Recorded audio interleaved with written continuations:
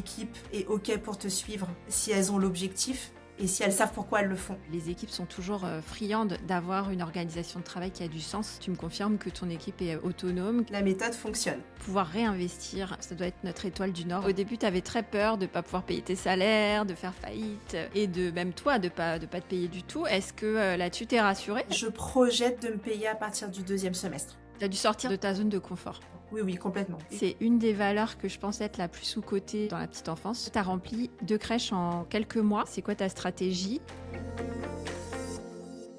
La femme que vous allez découvrir aujourd'hui est incroyable. Elle vient d'ouvrir ses 2 premières micro-crèches à 4 mois d'intervalle. Ces crèches sont remplies, elle pratique le surnombre et elle dépasse ses objectifs de chiffre d'affaires. Pourtant, j'ai un souvenir de Cathy il y a quelques mois qui m'appelle en pleurant, épuisée. Une famille en qui elle croyait beaucoup, avec qui elle s'était beaucoup investie, venait de se désister. Elle s'était projetée, elle avait passé plusieurs heures avec eux et finalement tout ça pour rien. Si tu écoutes Cathy jusqu'au bout, tu vas savoir exactement comment elle a rempli 2 crèches en 4 mois dans un marché difficile et ce qu'elle fait concrètement pour anticiper ses inscriptions. Tu vas aussi comprendre pourquoi l'organisation du travail et les plannings ne sont jamais un problème pour elle et quelle méthode elle a mis en place dès son ouverture, là où les autres gestionnaires galèrent pendant des années. Et tu sauras si elle regrette d'avoir quitté un salaire à 6 chiffres pour devenir dirigeante de micro-crèche. Avant qu'on commence, si toi aussi tu veux découvrir les méthodes et les process que Cathy applique dans ses crèches, on les enseigne dans notre webinaire gratuit Crèche rentable. Le lien est juste en dessous. Allez, on y va.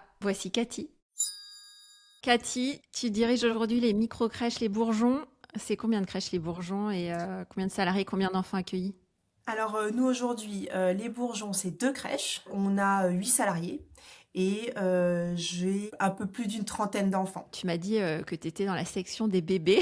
Ça veut dire quoi? Ça veut dire que tu viens d'ouvrir, je crois. Oui, c'est ça. En fait, j'ai ouvert ma première crèche en septembre 2025.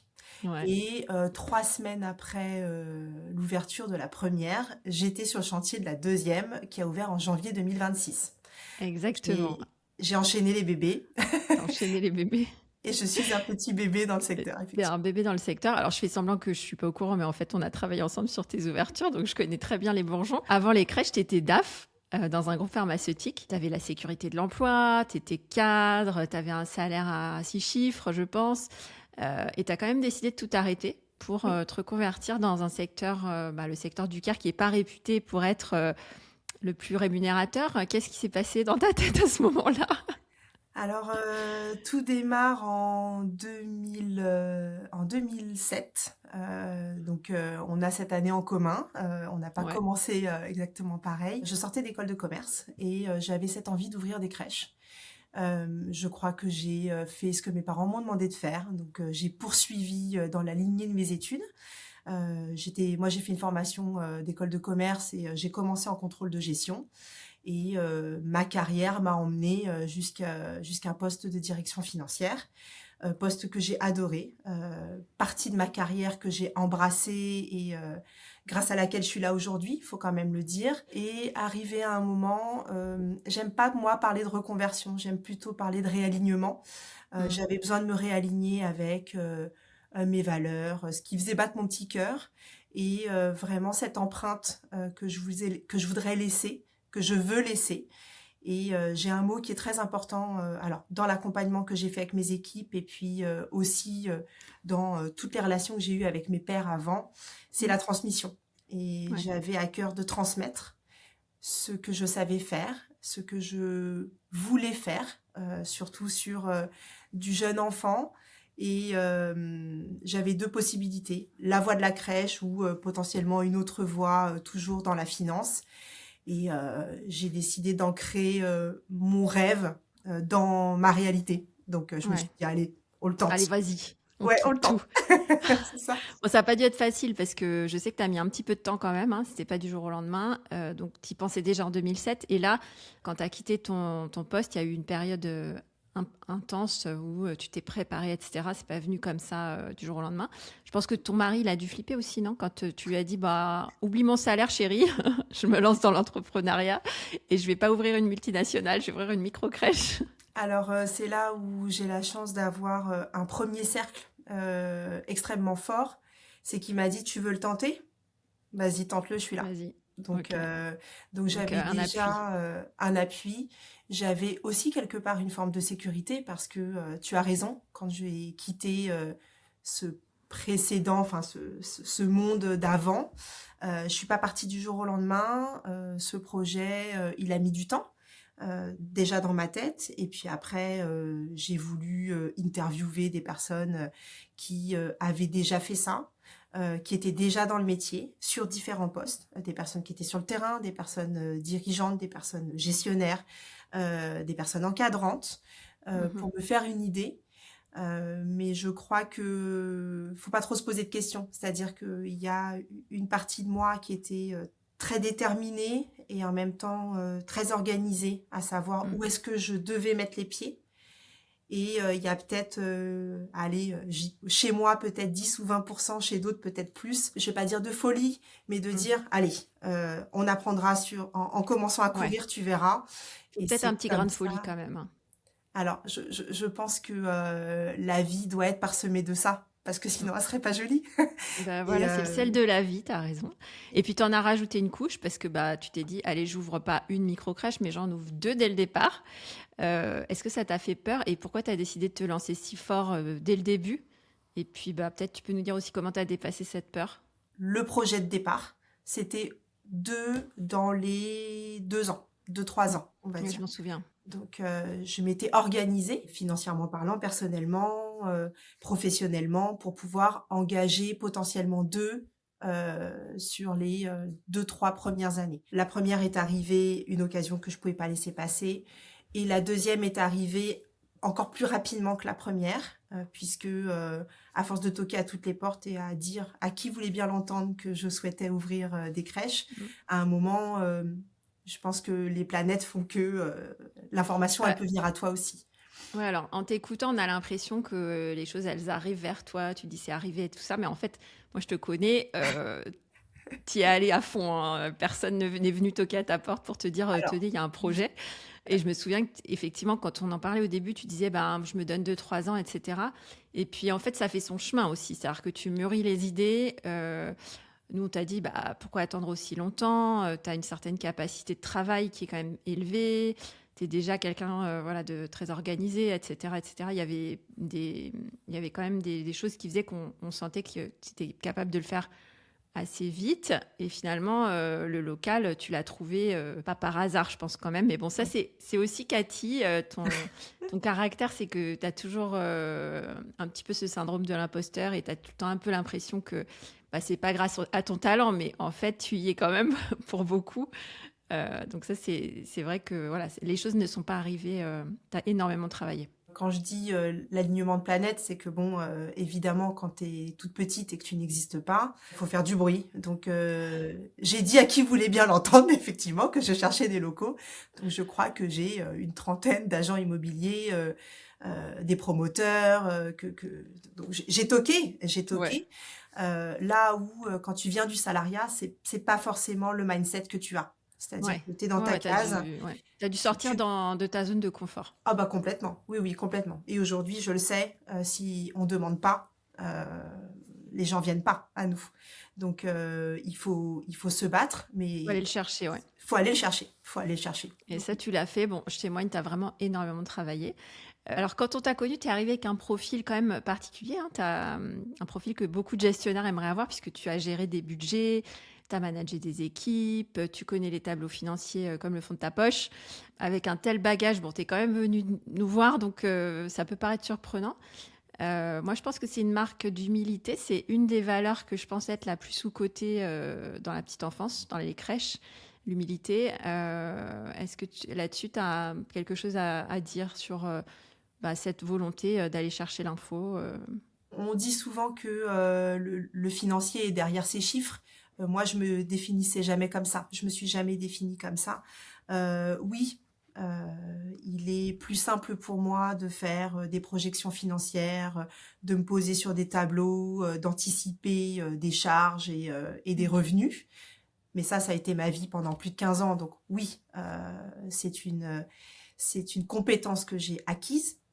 Et par contre, il faut aussi reconnaître ses limites. Et c'est là je trouve tout l'intérêt de se faire accompagner, Il y a des choses que je savais faire. Il y a d'autres choses que je ne savais non seulement pas faire, mais surtout que je ne savais pas du tout.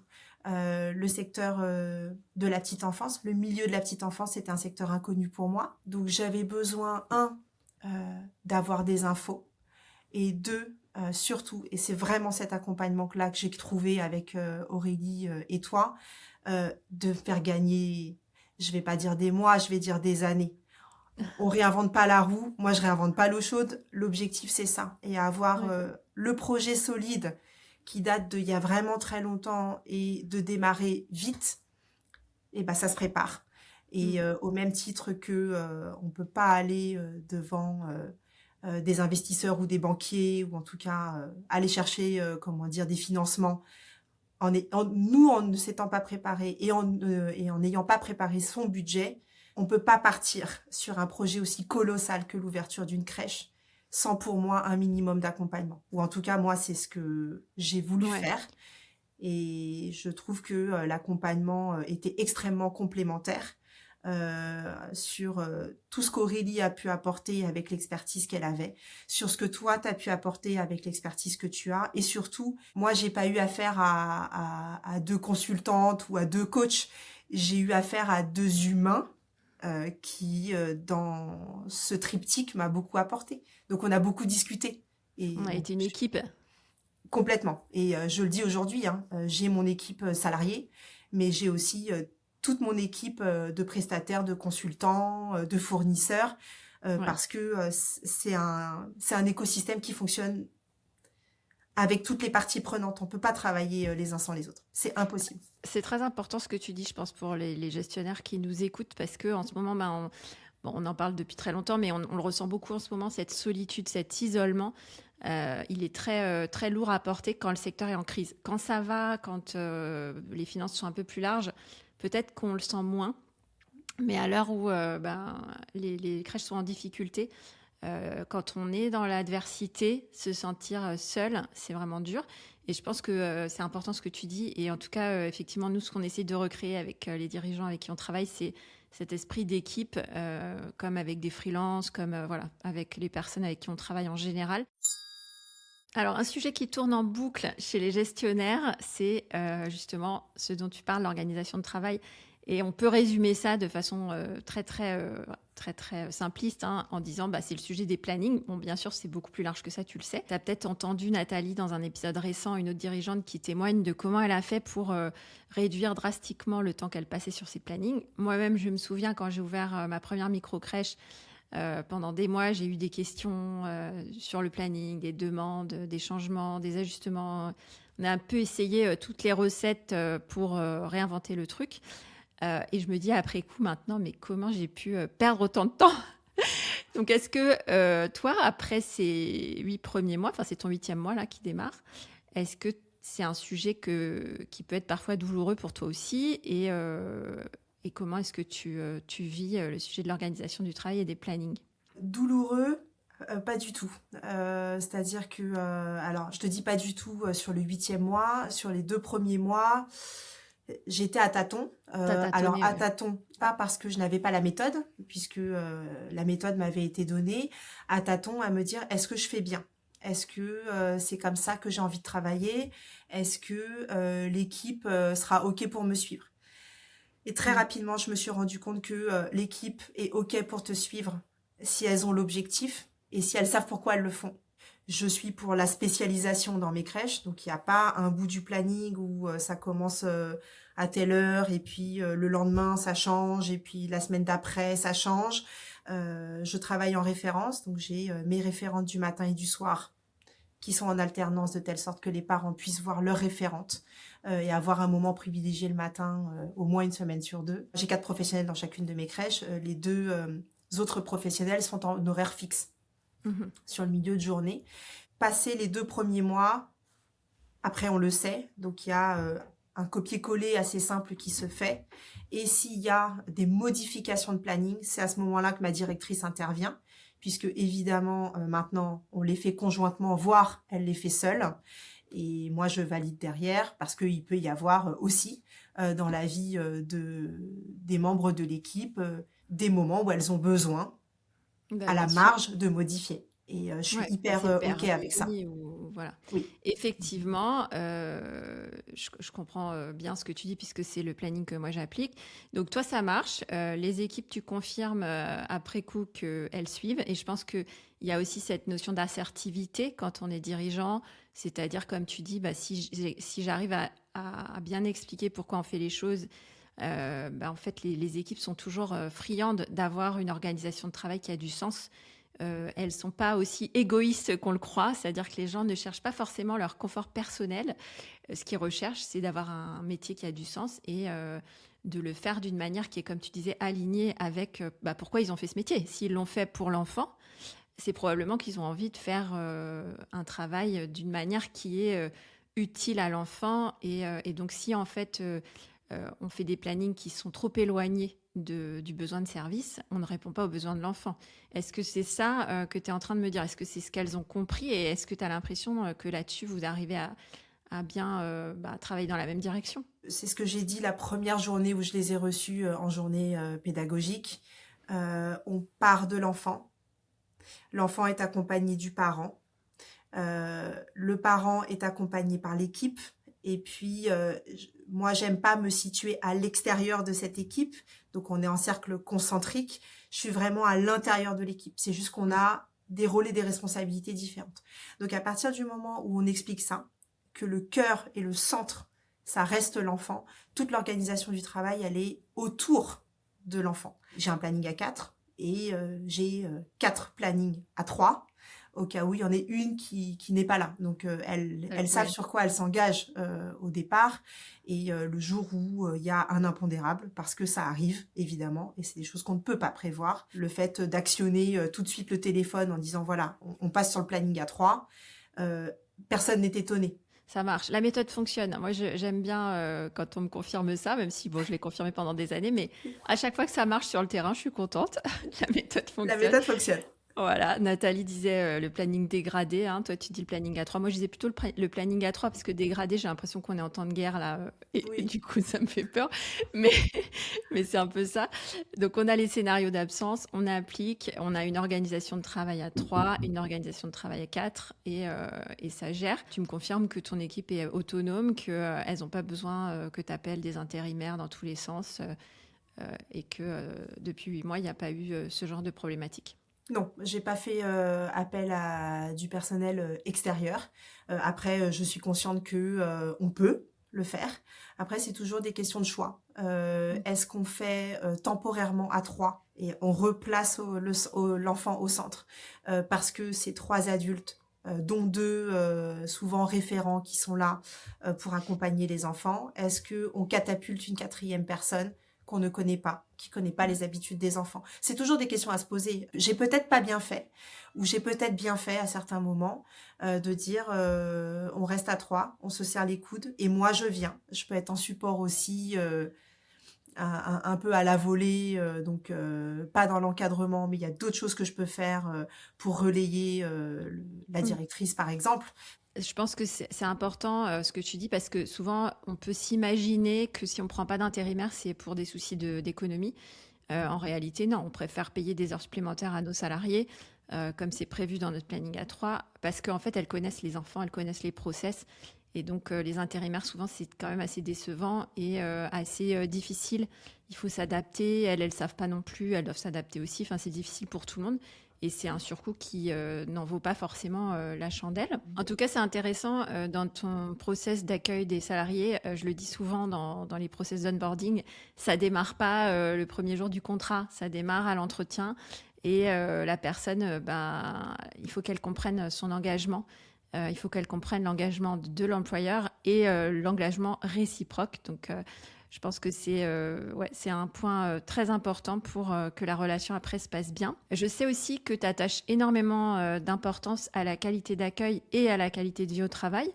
D'après toi, c'est deux choses différentes? C'est la même chose? Et bah, comment ça se traduit concrètement chez toi? C'est quoi que tu fais pour, je sais pas, est-ce que c'est de l'investissement financier? Est-ce que c'est des budgets d'intervenants? Est-ce que c'est des heures de RSAI, des formations? Comment tu fais pour travailler là-dessus pour l'instant? Pour moi, il y a deux sujets. Il y a le sujet effectivement de la qualité.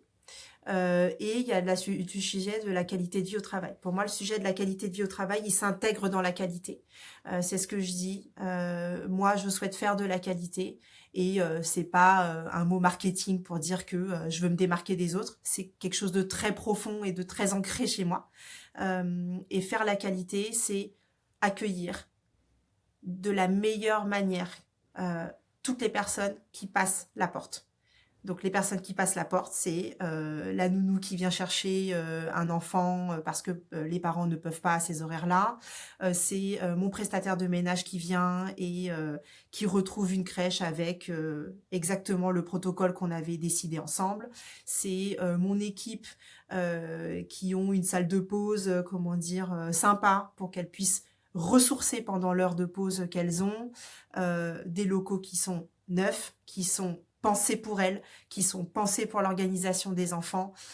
C'est tout bête, hein, mais d'avoir des placards partout, ça évite de partir dans un sens puis de partir dans l'autre sens parce qu'on a oublié où étaient rangées les couches. Il faut pas qu'elles se posent de questions. Et à partir du moment où, je pense, un collaborateur est bien dans son environnement de travail, il est 100% focus sur sa mission première, qui est l'accueil des enfants. Ouais, ce que tu dis, c'est que on accueille les enfants, mais qu'on accueille aussi toutes les autres personnes. Donc, évidemment, la mission première, c'est d'accueillir les enfants. Mais en fait, ce que tu dis, c'est quand quelqu'un entre dans la crèche, je l'accueille aussi. On est tous des accueillants. Donc, ça, c'est vraiment un truc qui est important pour moi aussi. Donc, je le reformule, je le répète. Et ce que tu dis, quand tu dis, c'est pas grand-chose, c'est un petit truc. Tu dis, c'est un détail, ça a l'air bête, ça a l'air tout bête de pas courir à travers la crèche pour aller chercher un truc à droite et à gauche. En fait, c'est pas bête du tout, c'est essentiel parce qu'en fait, c'est exactement ça qui fait que le professionnel va pouvoir rester justement concentré si tu résous pour lui toutes ces petites questions d'organisation qui peuvent polluer son quotidien et le parasiter dans son travail. Donc, c'est pour ça que ce soit l'environnement matériel ou l'environnement organisationnel, c'est ça qui va permettre d'avoir de la qualité d'accueil pour l'enfant, parce qu'on va en fait enlever tout ce qui peut parasiter le cerveau du pro pour qu'il soit le plus disponible possible pour l'enfant. Donc en effet, Exactement. là-dessus, c'est complètement ça. On pourra aussi parler, enfin on va en parler tout de suite d'ailleurs, comme ça ce sera fait, de ce que tu arrives à investir justement pour la qualité financièrement, parce qu'aujourd'hui tu sais que c'est un gros sujet. On est dans une conjoncture d'austérité. Les crèches sont en difficulté. Il y a eu 300 faillites de crèches en 2025. On entend partout que ça ne va pas, que les charges ont explosé, que le chiffre d'affaires, lui, n'augmente pas. C'est sûr qu'il n'augmente pas tout seul. On peut se douter que toi, tu es quand même très pointu sur les chiffres. Est-ce que tu peux me dire si, depuis que tu as ouvert, tu arrives à atteindre les objectifs que tu avais fixés? Parce que forcément, pour faire de la qualité, il faut avoir les moyens de la qualité. T'as raison. Là où mon background de financier m'aide, c'est que j'ai pu projeter un budget. Donc, je m'étais projeté un budget sur Violette, donc ma première crèche. Aujourd'hui, le budget, théoriquement, en projetant sur l'année 2026, est dépassé, puisque j'étais un peu conservatrice. J'étais un peu conservatrice sur notamment le démarrage. Après, et je le pose maintenant, là, ce budget, il est impossible à faire si j'ai pas mon équipe. Donc j'en Oui, bien profite sûr. pour remercier aussi les personnes de l'équipe parce que c'est un travail d'équipe tout ça. C'est un travail Donc d'équipe. c'est un Mais travail d'équipe. Je remercie les familles aussi. Mais oui, le budget, il a été fait. Au niveau de mes charges, je tiens plus ou moins mes charges il à y a toujours des quelques petites surprises, hein. exceptions près. Il y a Ouais. toujours des surprises, mais la surprise s'anticipe. C'est-à-dire Ouais. que dans le budget, il y a une belle ligne au cas où. Ok. Ta gestion de bonne mère de famille. Exactement, je gère ça Mais comme une ménagère de 40 ans. Donc, c'est ça, mais en tout cas, au début, tu avais très peur de ne pas pouvoir payer tes salaires, de faire faillite et de même toi, de pas te payer du tout. Est-ce que là-dessus, tu es rassurée? Est-ce que la crèche est fiable? Bon, je sais bien que tu vas pas te payer tout de suite aussi cher que ce que tu avais dans la pharmacie, même peut-être jamais, mais en tout cas, tu penses que tu vas pouvoir te payer à partir de quand? je projette de me payer à partir du deuxième semestre. Donc c'est génial. Au bout de 6 mois, tu penses enfin au bout de 6 mois. Non, tu as ouvert en septembre, donc deuxième Oui, semestre, c'est plutôt au bout ça fait de un peu quasi plus, 9-10 mois, quasi ouais. 9 mois. Ouais, Ouais. ouais. Mais Mm. bon, c'est top. Je trouve que la spirale infernale de ne pas savoir où tu vas, et je pense que c'est souvent le sujet, hein, quand tu te retrouves seul face à ta facturation où tu sais pas où t'en es. Ils sont pas méchants les chiffres, il faut juste savoir les lire. Moi, ça a toujours été mes amis. Donc Ça, c'est oui, une ça chance, hein. rassure beaucoup. Oui, ça rassure Ouais. beaucoup. Ça me donne aussi d'autres perspectives. C'est-à-dire que, un, ça m'a rassurée.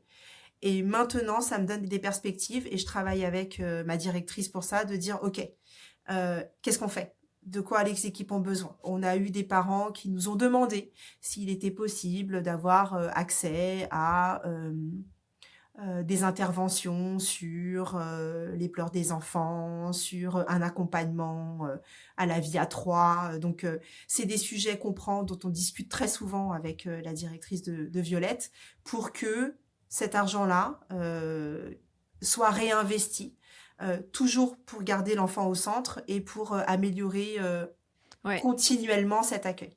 Alors, très important ce que tu dis. Moi, je parle beaucoup de la rentabilité dans les crèches, tu le sais, parce que je sais que tu écoutes nos podcasts. Les crèches ont besoin d'être rentables pour pouvoir toujours réinvestir. Il faut avoir un résultat positif tous les ans, pouvoir réinvestir. C'est vraiment, ça doit être notre étoile du Nord. On ne peut pas faire de la crèche low cost à l'économie. Donc, bravo de rappeler ça. Très important. C'est pas un gros mot, la rentabilité. En tout cas, moi, j'ai ce point commun avec toi. Tu disais que tu étais dans la finance. Moi aussi, je viens de la finance. Et en ce moment, tu sais peut-être qu'on accompagne un groupe dans un sprint pour construire le budget prévisionnel. On a fait aussi 2 autres groupes sur l'augmentation des tarifs et du chiffre d'affaires. Donc, en ce moment, avec Aurélie, voilà, on est à fond là-dessus pour aider les gestionnaires à remonter la pente. Et ils me disent que je suis intarissable sur les chiffres, donc je te comprends. Mais je pense que c'est en travaillant sur nos chiffres qu'on arrive à tirer notre épingle du jeu. Et comme tu dis, pouvoir faire des projets avec nos équipes, pouvoir payer les salaires, pouvoir se payer nous-mêmes, parce que sinon ça ne vaut pas le coup, évidemment. Donc, en tout cas, pour toi, c'est une réussite. Bravo pour ça. T'en es où, du coup, sur le remplissage de ta première crèche, là, en ce moment? La première est pleine, donc ça c'est top pour l'équipe parce qu'elles ont vraiment l'équipe au complet d'enfants et elles peuvent vraiment les accompagner au quotidien. Tu pratiques le surnombre, tu peux avoir plus de 12 enfants certains jours, etc. Exactement. Donc je suis quand je dis pleine, c'est avec le surnombre. Donc ça c'est top. Et pourtant, ça n'a pas été si simple, Cathy, de la remplir, cette crèche. Non, ça n'a pas été si simple parce que je pensais avoir le temps avant l'été et tout s'est emballé. Et c'est vrai que je me souviens notamment d'une journée. Il y a eu un appel avec beaucoup de sanglots de ma part où je disais mais je Je vais m'en pas y souviens très bien. arriver, je vais pas y arriver, mais tu te rends compte, C'était un cas pourtant. particulier. Je me souviens que tu pleurais parce que tu étais épuisée, mais surtout, il y avait eu un déclic, c'est qu'il y avait une famille qui s'était désistée. Et ça t'avait vraiment choqué. En fait, ça t'avait fait mal. Et c'est vrai que c'est un métier en plus où on s'attache aux gens, donc on s'investit, on se projette avec eux. Et quand ils nous disent, bah non, en fait, je m'inscris pas, Oui, ça fait mal, pas que pour l'aspect gestion et finance, ça fait aussi mal humainement, en fait, se sentir complètement. rejeté quelque part. Oui, oui, j'avais passé, je me souviens, allez, peut-être 2 heures avec cette famille qui était en grand questionnement. Et finalement, ça l'avait pas fait. Alors, ça me touche toujours. Ça me touche toujours aujourd'hui parce que il y a toujours des familles qui s'inscrivent et puis pour les raisons qui leur appartient, hein, donc bonnes ou pas bonnes, mais ça leur appartient, qui finalement ne donnent pas suite. Et oui, ça, je trouve que c'est toujours très douloureux à gérer. Mais parce que j'y passe beaucoup de temps et parce que c'est important pour moi Tu d'être t'investis vraie. beaucoup ouais, Oui, avec eux. C'est en ce moment un marché difficile, hein, le secteur de la petite enfance. La natalité a baissé. Il y a de plus en plus de crèches qui ont ouvert. Il y a de la concurrence. Les familles, on dit qu'elles cherchent moins. Toi, tu as rempli 2 crèches en quelques mois dans ce contexte. C'est quoi ta stratégie? Et est-ce que tu as fait des choses que peut-être personne n'avait fait ou que d'autres ne font pas forcément? là, on a parlé de la première crèche. La deuxième crèche, elle est c'est pas tout à fait la même chose. Je suis pas encore tout à fait au budget, mais c'est des physionomies de planning en fait. C'est comment tu remplis ton planning. J'ai beaucoup plus de personnes à temps partiel, des familles à temps partiel qu'à temps plein. Donc T'en as ça, tu plus que dans sais. la première. Après, il Oui, faut pas oublier aussi que la première, tu l'as ouverte en septembre et la deuxième en exactement, janvier. Donc, c'est pas non plus la exactement. même saisonnalité. Oui. Et pour autant, tu Euh, avais plus de demandes sur la deuxième que sur la première. oui, en fait, j'ai eu plus de demandes et c'est retombé. Donc Ouais, à cause du délai d'ouverture, sûrement. c'est vraiment en dents de scie. Oui, oui, je pense que c'est ça. Je pense que le timing de janvier, il est super. Quand Pour tu autant, as je sais que tu les... es pratiquement remplie, donc après, ça, t'es très précautionneuse, mais malgré tout, je trouve que tu remplis très bien tes crèches. Là, tu viens de donner un peu des réponses clés. Tu as dit, bah, il y a les scénarios, je sais plus quel mot tu as utilisé, mais les scénarios de remplissage, Oui, tu fais tes hypothèses de planning et tout. En fait, tu es quelqu'un qui a adopté vraiment les process, les bons process dès le début, donc tu es très proactive sur les inscriptions. Tu n'attends pas que ça vienne tout seul, hein. Tu n'attends pas que les clients pleuvent sur tes crèches. alors j'ai eu beaucoup au départ. Bon, de toute façon, tout le monde cherche des places en crèche, ça va arriver. Bah non, en fait, ça n'arrive pas. Ça n'arrive pas comme ça. Donc là, l'homme orchestre rentre en action.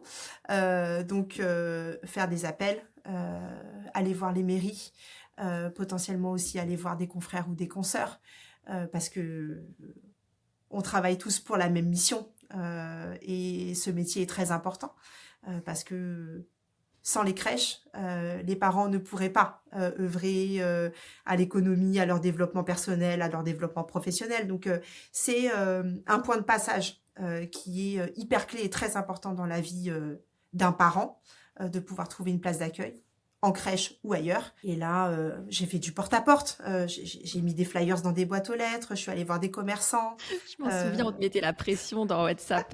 Cathy, t'as fait ta tournée. oui, donc j'avais une liste de choses à T'avais faire. ta hotte avec tes petits flyers dedans. Complètement. On a fait les paires d'un côté et puis après les impairs de l'autre en numéro. Mais oui, le fait d'avoir de la visibilité, en fait, ça paraît Ouais. simple comme ça. Quand on se dit oui, il y a beaucoup de demandes, sauf que la demande, elle vient pas quand on te connaît pas. Donc Non, d'ailleurs, d'où tu as beaucoup l'importance. investi sur ton image de marque. C'est quelque chose que tu travailles beaucoup aussi. Oui, Les valeurs que tu veux communiquer. j'ai énormément travaillé en amont sur le site internet. Au-delà d'identité visuelle, du nom, de la marque, du logo, le site internet, ça a été ma vitrine.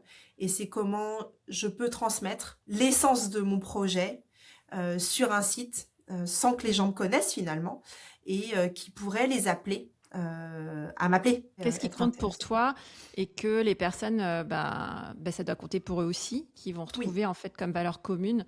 C'est de ça que tu parles, hein, qu'il y ait une rencontre en fait entre le besoin de la famille et puis toi oui, ce que tu proposes. oui. Sans en Euh, faire trop. Et ça, je sans en faire précise trop. aussi. Sans en Tu, faire trop. tu penses que ça joue chez les parents, ce travail que tu as fait? Je pense que ça joue effectivement sur beaucoup de parents, surtout les parents d'aujourd'hui. Moi, je me situe il y a un peu plus de 10 ans où je cherchais des places en crèche avant, côté parents. Là, aujourd'hui, ils ont besoin d'avoir plus d'informations. Les parents, je trouve, sont beaucoup mieux informés et ils cherchent à être rassurés sur tous les appels que j'ai.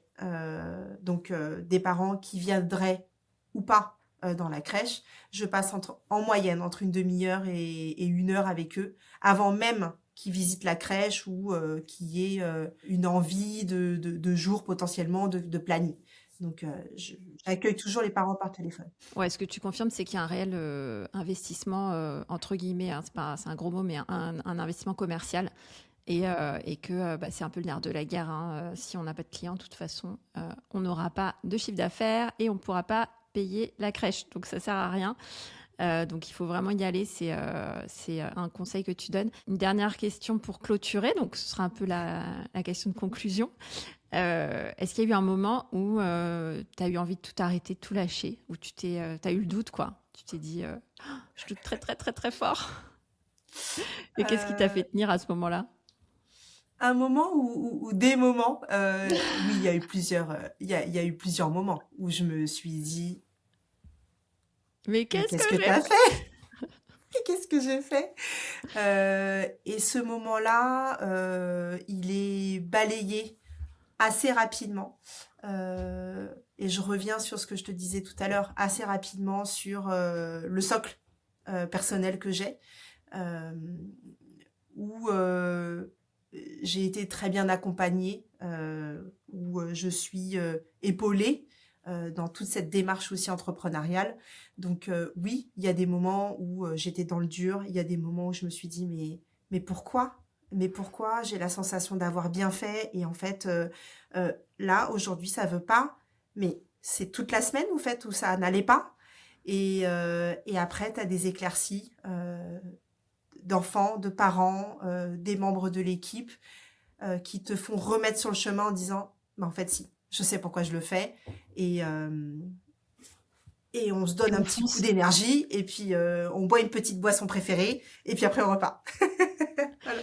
En tout cas, moi, je te remercie beaucoup pour ton témoignage qui est sans filtre. Tu dis les choses, tu parles de tes doutes. Je sais que tu es quelqu'un quand même de stressé. Enfin, je ne sais pas si tu es anxieuse, mais voilà, je ne veux pas non plus te cataloguer. Mais bon, voilà, je sais que c'est pas non plus un long fleuve tranquille pour toi. Hein, je te connais, je sais les jours où tu peux appeler Ah, au secours! Et en général, tu trouves les solutions. Ce qui est intéressant, c'est que, bah, comme on disait tout à l'heure, il y a toujours une solution. Faire appel aussi à son entourage, aux personnes ressources qu'on a autour de soi. Je pense que tu es un exemple de réussite, puisque aujourd'hui, dans ce paysage morose, bah, tu as des crèches qui fonctionnent, tu dépasses tes objectifs, tu parles de réinvestir dans des prestations pour les familles, pour les enfants, pour les équipes. Tu es en constante réflexion sur l'amélioration de ton accueil. C'est que du positif. Donc, merci beaucoup pour ce témoignage. Je dis à tous tes confrères de ne pas rester isolés, de pouvoir compter sur une communauté de créchistes, de dirigeants de crèche. Moi, je les appelle créchistes, mais je suis la seule, je crois. Voilà, ne restez pas seuls. On est une équipe. Il ne faut pas hésiter à rester soudés, à se soutenir. Et il y a la possibilité de faire ses objectifs, de réinvestir, d'être rentable et de faire du bon boulot. Pas de crèche low cost, ça c'est hors de question C'est pour hors de Cathy. question. C'est hors de question. C'est hors de question, mais parce que je vais peut-être m'avancer un peu, mais à partir du moment où tu décides de faire quelque chose et tu te dis si je le fais, c'est forcément au détriment de quelque chose, c'est que le projet il part pas bien. Personne ne se dit je vais le faire, mais allez, j'y mets 80% de mon énergie. Non, c'est soit tu y mets 100%, soit on réadresse le projet, j'ai envie de dire. Ouais. Et puis avec les bons process, on peut très bien réussir. Il n'y a pas de raison pour que ce soit plus compliqué qu'autre chose. Il faut juste avoir les bons process, les bonnes méthodes. Et ça marche, la méthode fonctionne. La méthode fonctionne. Je le On termine confirme. là-dessus. Eh bien, écoute, Cathy, c'est un grand plaisir. Je te dis à très bientôt. Tu reviendras sur le podcast pour nous parler de tes 10 micro-crèches dans quelques années. Oh oui, si on y est, ouais, on verra. Mais oui, avec grand plaisir. Je Merci suis à sûre que toi, tu vas y Amal. arriver. Merci, Cathy. J'espère. Au revoir, bonne journée. Ciao. Bravo, tu as écouté jusqu'au bout. C'est que la gestion de crèche, ça t'intéresse. Tu as envie de monter ta crèche, mais tu ne sais pas par où commencer. Ou tu as déjà tes crèches, mais tu te sens seule. Tu as peur des projets de réforme. Tu sens que les inscriptions ne sont plus aussi automatiques, mais tu n'es pas seule. Aurélie et moi, on a vu beaucoup de gestionnaires qui traversent les mêmes doutes que toi. C'est pour ça qu'on a créé Référence Petite Enfance. Ce n'est pas qu'un podcast, c'est aussi une agence de conseil. On te partage nos 17 années d'expertise, nos techniques de travail et on t'aide à prendre de la hauteur pour faire décoller tes crèches. On est là pour en parler avec toi, alors prends rendez-vous, le lien est en description de l'épisode. À bientôt.